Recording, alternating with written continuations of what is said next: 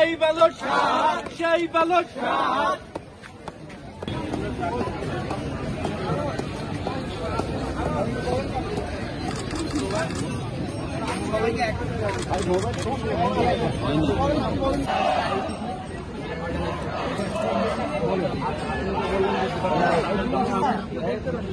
ভাই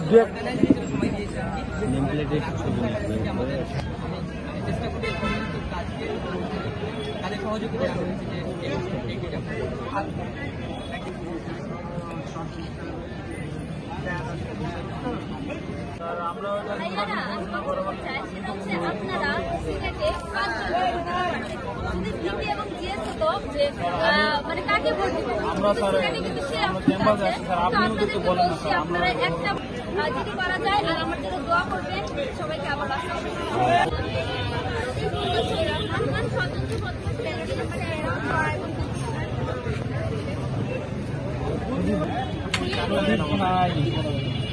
সমস্যা নেই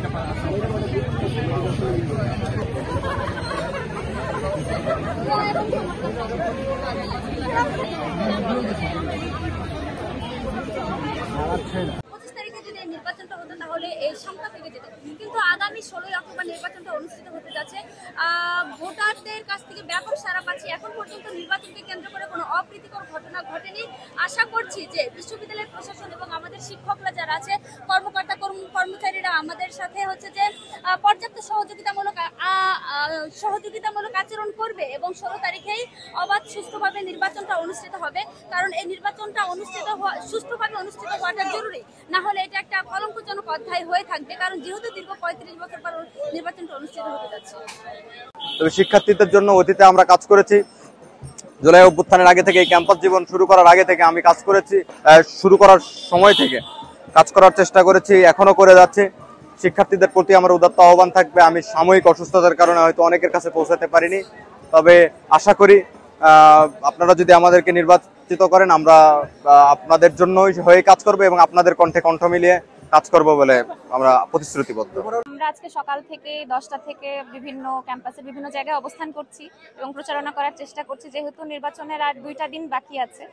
তো আমরা আসলে খুবই এক্সাইটেড যে শিক্ষার্থীদের শেষ মুহূর্তে শিক্ষার্থীদের কাছে যতটুকু পৌঁছানো যায় আর কি। তো শিক্ষার্থীদের কাছে যাচ্ছি, অনেকেই ভালো রেসপন্স দিচ্ছে, অনেকেই আগে থেকে চেনে, অনেকেই আগে থেকে বেশ ভালো সাড়া দিচ্ছে। তো যাদের পর্যন্ত আসলে শিক্ষার্থী তো অনেক বেশি, অনেকের কাছে হয়তো এখনো পৌঁছাতে পারিনি, তবে আমরা আমাদের জায়গা থেকে চেষ্টা করছি। তারা বেশ ভালো রেসপন্স দিচ্ছে।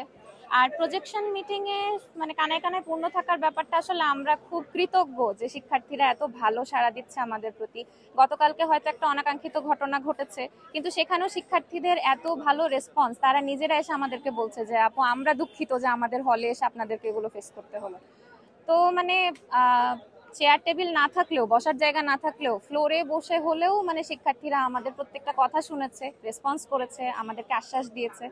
তো আমরা তাদের জন্যই কাজ করতে মাঠে নেমেছি এবং ইনশাল্লাহ তাদের জন্যই আমরা অধিকার আদায়ে কাজ করে যাব।